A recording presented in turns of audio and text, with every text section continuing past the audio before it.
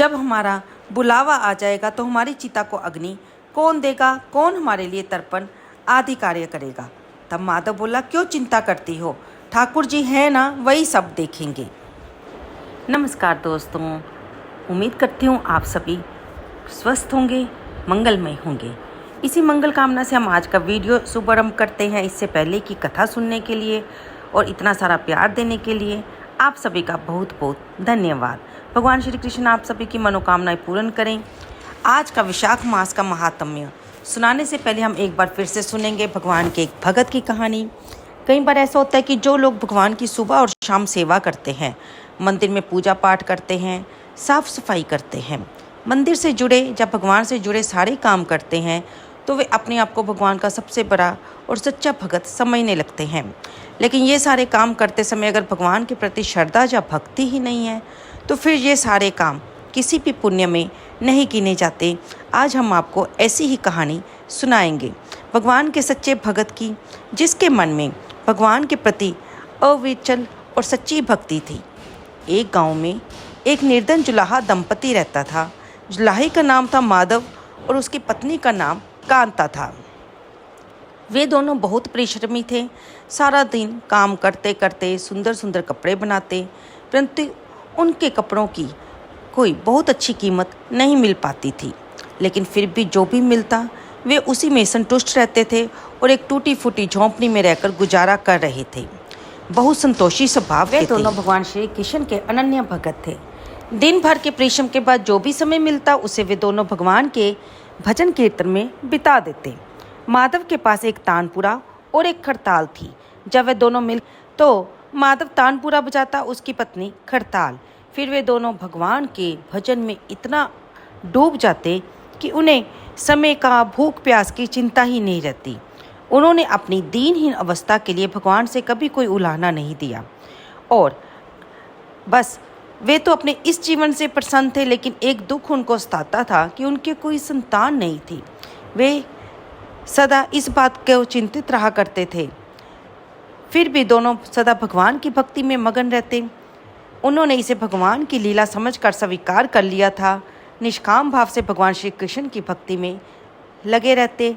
जब उनकी आयु अधिक होने लगी तब एक दिन माधव ने अपनी पत्नी से कहा कि हमारे कोई संतान नहीं है। कहते हैं संतान के बिना मुक्ति नहीं होती। अब हमारी आयु भी अधिक हो रही है, ना जाने कब बुलावा आ जाए तो हमारी चिता को अग्नि कौन देगा, हमारे लिए कौन तर्पण करेगा।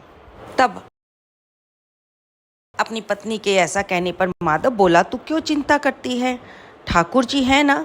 मानव ने ये बात कह तो दी, लेकिन चिंता उसके मन में भी थी। उसके मन में विचार आया। वह नगर में गया और श्री कृष्ण के बाल स्वरूप की एक मूर्ति ले आया। अपने घर में आकर उसने अपनी पत्नी को बोला कि अब तुझे चिंता करने की कोई ज़रूरत नहीं है। मैं ये एक बाल गोपाल लेकर आया हूँ। अब से ये ही हमारे पुत्र हैं। अगर हम संतानहीन हैं तो ये भी इन्हीं की इच्छा है। हम इनको ही अपने पुत्र के समान प्रेम करेंगे, यही हमारे पुत्र का दायित्व पूर्ण करेंगे। तब उसकी बात सुनकर कांता बहुत प्रसन्न हुई। उसने बाल गोपाल को अपने हृदय से लगा लिया। बोली, आप बिल्कुल ठीक कह रहे हैं, आज से ये हमारा लाला है। फिर क्या था, दोनों पति पत्नी ने एक कोना साफ करके बाल गोपाल के लिए एक स्थान बनाया और एक चौकी लगाकर उस पर विराजित कर दिया। उस दिन से जुलाहा दंपति का नियम हो गया था।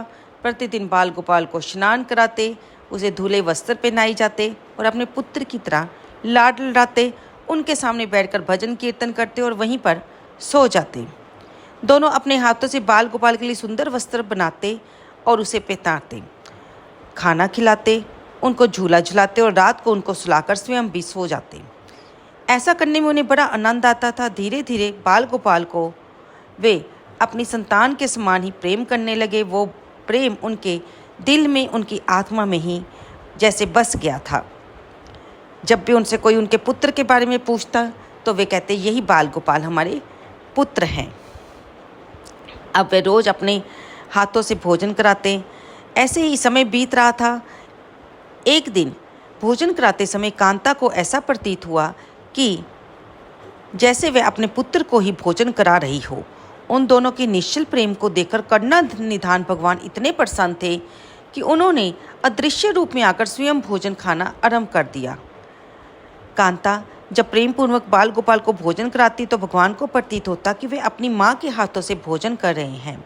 उनको कांता के हाथ से प्रेम पूर्वक मिलने वाले हर कोड में माँ का प्रेम प्रतीत होता था और इसलिए वह माँ के उस प्रेम में इतने वशीभूत हो गए थे कि उन्होंने उनके साथ लीला करनी शुरू कर दी।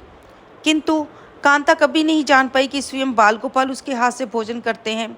एक दिन घर का काम बहुत अधिक होने के कारण कांता बाल गोपाल को भोजन कराना भूल गई। गर्मी का समय था। बड़ी दोपहरी में दोनों पति पत्नी काम करते हुए थक गए और बिना भोजन किए हुए ही सो गए। उन्हें सोए हुए कुछ समय ही हुआ था कि एक अदृश्य आवाज़ सुनाई दी, मैया बाबा मुझे भूख लगी है। दोनों हड़बड़ा कर उठ गए। चारों ओर देखा आवाज़ कहाँ से आई, किंतु कुछ दिखाई नहीं दिया। तभी अचानक माधव की पत्नी को याद आया कि आज उसने अपने लाला को भोजन नहीं कराया है। वह हड़बड़ा कर उठी और दौड़कर लाला के पास गई। उसको जब बाल गोपाल के चेहरे को देखा तो वो उसे मुरझाया सा लगा। इतना देखते ही दोनों पति पत्नी उनके चरणों में गिर पड़े और उनकी आंखों से अश्रु की धारा बहने लगी। माधव की पत्नी जल्दी गई, जो पड़ा था उठा कर ले आई और लाला को भोजन कराने लगी। दोनों पति पत्नी रोते जा रहे थे और लाला को भोजन कराते जा रहे थे। साथ ही बार बार अपने द्वारा अपराध की क्षमा मांगते जा रहे थे। ऐसा प्रगाढ़ प्रेम देखकर भगवान अत्यंत द्रवित हुए। वे अपने भक्तों के सामने साक्षात रूप में हरि प्रकट हो गए। भगवान ने अपने हाथों से अपने रोते हुए माता पिता की आंखों से आंसू पोंछे और बोले कि मैं तुम्हारी भक्ति और प्रेम से बहुत प्रसन्न हूँ, तुम जो चाहो वर मांग लो। इतना सुनते ही दोनों भगवान के चरणों में गिर पड़े और बोले, दया निधान आप हमसे प्रसन्न हैं तो इससे अधिक हमें और क्या चाहिए। इससे अधिक भला किसी और चीज़ का महत्व ही क्या हो सकता है। आप बस इतनी ही कृपा करना भगवान। तब श्री हरि बोले, तुम चाहो तो मैं तुम्हारे जीवन में संतान के अभाव को समाप्त कर तुम्हें एक सुंदर संतान प्रदान करूं। ये सुनते ही माधव और कांता एकदम से व्याकुल होकर बोले, नहीं नहीं भगवान, हमको अब संतान नहीं चाहिए। तब भगवान ने पूछा, क्यों? अपने जीवन में संतान की कमी को पूर्ण करने के लिए तो तुम मुझे अपने घर लेकर आए थे। तब वे दोनों बोले, प्रभु हमको भय है यदि हमें संतान प्राप्त हो गई तो हमारा मोह उस संतान के प्रति बढ़ जाएगा और हम आपकी इस तरह से सेवा नहीं कर पाएंगे। उनका ये प्रेम और भक्ति से भरा उत्तर सुनकर करुणा निधान भगवान करुणा से भर उठे। उनके विचार सुनकर स्वयं भगवान की आंखों में आंसू आ गए। वे बोले, मैया और बाबा मैं तो आया ही यहाँ इसलिए था आपके ऋण को उतारने के लिए, किंतु आपने तो मुझको सदा सदा के लिए अपना ऋणी बना दिया। मैं आपके प्रेम का ये ऋण कभी नहीं उतार पाऊँगा। मैं सदा सदा से तुम दोनों का ऋणी रहूँगा। मैं तुम्हारे प्रेम से अत्यंत प्रसन्न हूँ। तुमने अपने निर्मल प्रेम से मुझको भी अपने बंधन में बांध लिया है। मैं तुम्हें वचन देता हूँ कि आज से मैं तुम्हारे पुत्र के रूप में तुम्हारे समस्त कार्य पूर्ण करूँगा। तुम्हें कभी संतान का अभाव नहीं होने दूंगा। ऐसा कहकर भक्त वत्सल भगवान बाल गोपाल की प्रतिमा में विलीन हो गए। उस दिन से माधव और कांता का जीवन भी बदल गया। उन्होंने सारा काम धंधा छोड़ दिया और सारा दिन बाल गोपाल के भजन कीर्तन और उनकी सेवा में व्यतीत रहने लगे। अब ना उनको भूख लगती ना प्यास लगती। उनकी सभी इच्छाएं पूरी अपने आप ही हो जाती थी, क्योंकि उनके साथ बाल गोपाल जो थे।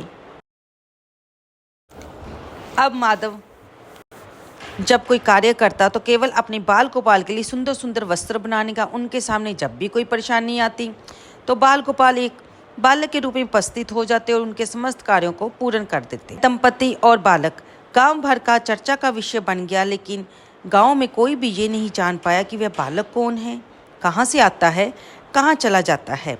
समय बीतने लगा। जुलाहा दंपति बूढ़े हो चले थे, किंतु भगवान की उन पर कृपा बनी रही। दोनों की आयु पूर्ण होने का समय आ चला था। भगवत प्रेरणा से उनको ये ज्ञात हो गया था कि अब उनका समय पूरा होने वाला है। इसी के चलते एक दिन दोनों ने भगवान को पुकारा। ठाकुर जी प्रकट हो गए और उनकी इच्छा जाननी चाहिए। तब वे दोनों दंपति भगवान को प्रणाम करके बोले कि अब हम अपने जीवन में हमारे लिए हमने आपसे कुछ नहीं मांगा, किंतु अब जीवन का अंतिम समय आ गया है, इसलिए हम आपसे कुछ मांगना चाहते हैं। भगवान बोले, निसंकोच होकर अपनी कोई भी इच्छा कहो, मैं वचन देता हूँ तुम्हारी प्रत्येक इच्छा को पूरा करूँगा। तब उस दंपति ने, जो कि भगवान के प्रति अगाध प्रेम में डूबे हुए थे, कहा, हे नाथ, हमने आपको पुत्र रूप में देखा है, आपने भी पुत्र के समान हमारी सेवा की है। अब वह समय आ गया है जिसके लिए कोई भी माता पिता पुत्र की कामना करते हैं। हे दीन बंधु दीनानाथ, हमारी इच्छा है कि हम दोनों पति पत्नी के प्राण एक साथ निकलें और दया निधान जिस प्रकार एक पुत्र अपने माता पिता की अंतिम क्रिया करता है, जिस प्रकार एक पुत्र अपने माता पिता की अंतिम क्रिया करता है, उसी प्रकार हे दीना बंधु दीनानाथ, आप भी हमारी हर अंतिम क्रिया को करिए और हमें मुक्ति प्रदान करना। आप अपने हाथों से हमें मुक्ति प्रदान करें। हे दया निधान, जिस प्रकार एक पुत्र अपने माता पिता की अंतिम क्रिया करता है, उनको मुक्ति प्रदान करता है, इसलिए हे परमेश्वर, हमारी अंतिम क्रिया आप अपने हाथों से करें, हमें मुक्ति प्रदान करें। तब श्री हरि ने उन दोनों को उनकी इच्छा पूर्ण करने का वचन दिया और बाल गोपाल के विग्रह में विलीन हो गए। अंत में वह दिन आ गया जब प्रत्येक जीव को ये शरीर छोड़ना पड़ता है। दोनों वृद्ध दंपति बीमार पड़े और उन दोनों की भक्ति की चर्चा गांव भर में थी, इसलिए गांव के लोग उनका हाल जानने के लिए उनकी झोंपड़ी में आ गए। उन दोनों का ध्यान तो श्री हरि में रम चुका था, उनको पता ही नहीं था कौन आया है कौन नहीं। तभी एक चमत्कार हुआ। जुलाहे की झोंपड़ी एक तीव्र और अलौकिक प्रकाश से भर उठी। वहाँ उपस्थित समस्त लोगों की आंखें बंद हो गई, किसी को कुछ भी दिखाई नहीं पड़ रहा था। कुछ लोग तो झोंपड़ी से बाहर आ गए, कुछ धरती पर बैठ गए। तब श्री हरि अपने चतुर्भुज में प्रकट हुए और उनकी अद्भुत शोभा समस्त सृष्टि को अलौकिक करने वाली थी। जो वातावरण एक दिव्य सुगंध से भर गया। अपनी मन मुस्कान से अपने उन भगत माता पिता की ओर वे देख रहे थे। उनका ये दिव्य रूप दोनों वृद्ध अत्यंत आनंदित और मंत्रमुग्ध हुए देखते जा रहे थे और अपने भगवान के इन दिव्य दर्शनों को देखने के लिए भगवान ने उन्हें दिव्य दृष्टि जो प्रदान की थी। उन्होंने देखा कि भगवान उनके निकट आकर धरती पर उनके सिरहाने बैठ गए हैं। उनका सिर भगवान ने अपनी गोद में रख लिया। उनके शीश पर प्रेम पूर्वक अपना हाथ रखा।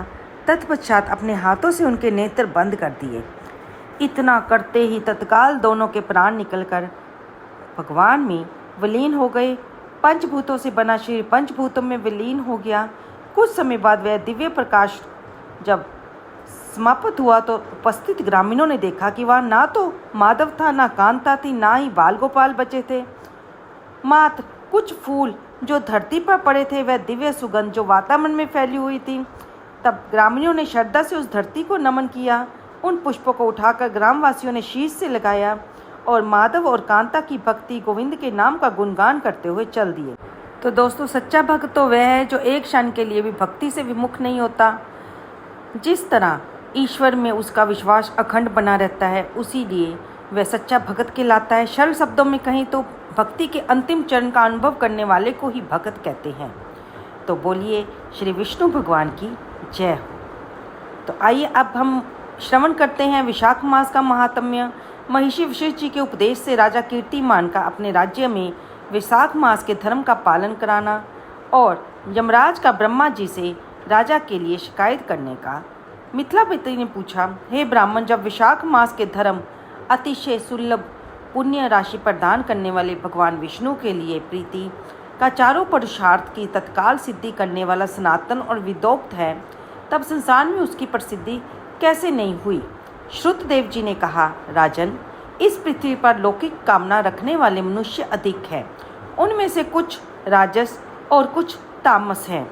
वे लोग संसार के भोगों और पुत्र पौत्रों आदि सुख संपन्नताओं की इच्छा रखते हैं। कहीं कहीं किसी प्रकार कभी बड़ी कठिनाई से कोई ऐसा मनुष्य मिलता है जो स्वर्ग लोक के लिए प्रयास करता है और इसलिए वह यज्ञ आदि पुण्य कर्मों का अनुष्ठान बड़े प्रयत्न पूर्वक करता है, परंतु मोक्ष की उपासना प्राय को ही नहीं करता। तुच्छ आशाएं लेकर बहुत से कर्मों का आयोजन करने वाले लोग प्राय काम्य कर्मों के ही उपासक हैं। यही कारण है कि संसार में राजस और तामस धर्म अधिक विख्यात हो गए हैं, किंतु सात्विक धर्मों की प्रसिद्धि नहीं हुई। ये सात्विक धर्म भगवान विष्णु को प्रसन्न करने वाले हैं तथा निष्काम भाव से किए जाते हैं और इस लोक तथा परलोक में सुख प्रदान करते हैं। देव माया से मोहित होने के कारण मूढ़ मनुष्य इन धर्मों को जानते ही नहीं है। पूर्व काल की बात है, काशीपुरी में कीर्तिमान नाम से विख्यात एक चक्रवर्ती राजा थे। वे इक्ष्वाकु वंश के भूषण और महाराज नरक के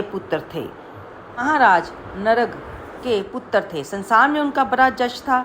वे अपनी इंद्रियों पर, क्रोध पर विजय प्राप्त कर चुके थे। ब्राह्मणों के प्रति उनके मन में बड़ी भक्ति और श्रद्धा थी। राजाओं में उनका स्थान बहुत ऊंचा था। एक दिन वे मृग्या में आसक्त होकर महर्षि वशिष्ठ जी के आश्रम पर गए। विशाख मास की चिलचिलाती धूप में यात्रा करते हुए राजा ने मार्ग में देखा कि महात्मा वशिष्ठ जी के शिष्य जगह जगह अनेक प्रकार के कार्यों में विशेष तत्परता के साथ संलग्न थे। वे कहीं पर प्याऊ बनवाते थे, कहीं पर छाया मंडप बनवाते थे, किनारे पर झरनों के छल को रोककर स्वच्छ बावली बनाते थे। कहीं वृक्षों के नीचे बैठे हुए लोगों को वे पंखा ढुलाने का, कहीं ऊख देते तो कहीं सुगंधित पदार्थ भेंट करते, कहीं फल देते थे। दोपहरी में लोगों को छाता देते, संध्या के समय शरबत। कोई शिष्य घनी छाया वाले वन में झाड़ बुहार कर साफ किए हुए आश्रम के प्रांगण में हितकाक बालुका बिछाते थे, यानी कि आसन का प्रबंध करते थे। कुछ लोग वृक्षों की शाखा में झूले भी लटकाते थे। उन्हें देखकर राजा ने पूछा, आप लोग कौन हैं? तब उन्होंने उत्तर दिया कि महाराज, हम लोग महर्षि वशिष्ठ जी के शिष्य हैं। राजा ने पूछा, ये सब क्या हो रहा है? तो वे बोले, ये विशाख मास में कर्तव्य रूप से बताए गए धर्म हैं, जो धर्म, अर्थ, काम, मोक्ष चारों पुरुषार्थ के साधक हैं। हम लोग अपने गुरुदेव वशिष्ठ जी की आज्ञा के पालन से इन धर्मों का पालन किया करते हैं। राजा ने फिर पूछा, इनके अनुष्ठान से मनुष्य को क्या फल मिलता है और किस देवता की प्रसन्नता होती है? तब उन्होंने उत्तर दिया कि हमें इस समय ये बताने की आवश्यकता नहीं है, आप हमारे गुरुदेव से पूछ लीजिए। वे महायशस्वी महर्षि इन धर्मों को यथार्थ रूप से जानते हैं। शिष्यों से ऐसा उत्तर पाकर राजा महर्षि वशिष्ठ जी के पवित्र आश्रम पर गए, जो विद्या और योग शक्ति से संपन्न था। वहाँ जाकर राजा ने महर्षि वशिष्ठ जी को प्रणाम किया, उनका आतिथ्य किया गया और वे जब गुरु जी के सामने आराम से बैठ गए, तब गुरु वशिष्ठ ने प्रसन्नतापूर्वक राजा से कहा कि आप यहाँ पर क्या जानने आए हैं? तो राजा ने बताया कि मैंने आपके शिष्यों को आश्चर्यमय शुभ कर्मों को होते देखा है, किंतु उनके संबंध में जब मैंने उनसे प्रश्न किया तो उन्होंने कोई और बात ना बताकर आपके पास आने की आज्ञा दे दी। तो मैं आपके पास आया हूँ। मेरे मन में उन धर्मों को सुनने की बड़ी इच्छा है, इसलिए आप मुझे उनका वर्णन कीजिए। तब महायशस्वी वशिष्ठ जी ने प्रसन्नतापूर्वक कहा, राजन, तुम्हारी बुद्धि को उत्तम शिक्षा मिली है, इसलिए तुमने ये उत्तम निश्चय किया। भगवान विष्णु की कथा के श्रवण और भगवत धर्मों के अनुष्ठान में जो तुम्हारी बुद्धि की प्रवृत्ति हुई है, वह तुम्हारे किसी पुण्य का फल है। विशाख मास में बताए हुए महाधर्मों के द्वारा भगवान विष्णु की आराधना की जाती है।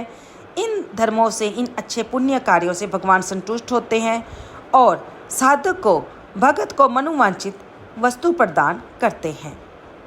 वे सूक्ष्म धर्मों से प्रसन्न होते हैं, केवल परिश्रम और धन से ही नहीं। भगवान विष्णु भक्ति से पूजित होने पर अभीष्ट वस्तु प्रदान करते हैं और इसलिए सदा भगवान विष्णु की भक्ति करनी चाहिए। जगदीश्वर श्री हरि जल से भी पूजा करने पर कई तरह के क्लेशों का नाश कर देते हैं, शीघ्र प्रसन्न होते हैं और विशाख मास में उनके निमित्त थोड़ा सा भी कर्म किया जाए तो वे अति प्रसन्न होते हैं। इसलिए तुम भी विशाख मास में बताए गए धर्मों का पालन करो।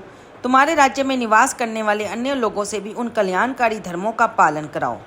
तब भगवान महर्षि वशिष्ठ की ये बातें सुनकर राजा ने गुरु को भक्ति भाव से पूजन किया और वापस अपने राज्य में आकर सारी प्रजा को ऐसे पुण्यकारी कर्म करने के लिए कहा और भगवान विष्णु की पूजा करने के लिए कहा। वे सब धर्मों का विधि पूर्वक पालन करने लगे। देवादि देव भगवान विष्णु में भक्ति रखने हुए राजा कीर्तिमान देवेश्वर पद्मनाभ के अलावा और किसी देवता को नहीं देखते थे। उन्होंने हाथी की पीठ पर नगारा रखकर सिपाहियों से अपने राज्य में डंके की चोट पर यह घोषणा करा दी कि मेरे राज्य में जो 8 वर्ष से अधिक की आयु वाला मनुष्य है, उसकी आयु जब तक 80 वर्ष की ना हो जाए, तब तक मेष राशि में सूर्य के स्थित होने पर अगर वह प्रातःकाल स्नान नहीं करेगा तो मेरे द्वारा दंडनीय वध को प्राप्त होगा।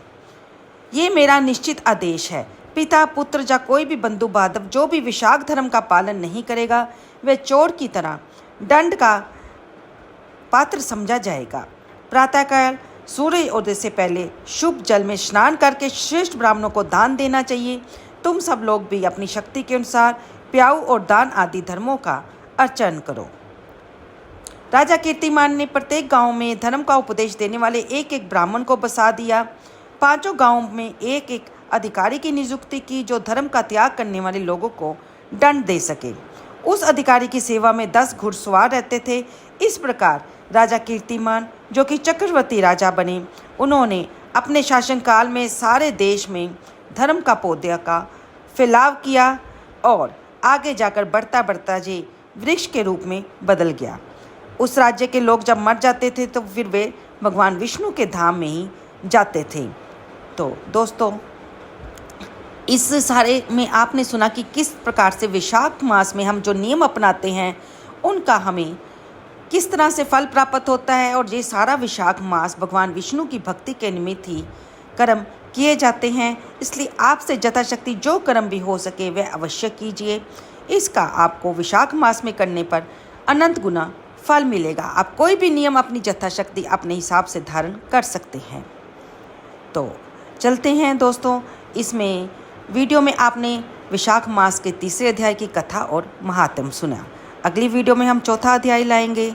चलते हैं। आप सबको हमारी प्यार भरी राधे राधे। वीडियो अच्छी लगे तो इसे लाइक, शेयर, कमेंट अवश्य कीजिएगा। धन्यवाद दोस्तों।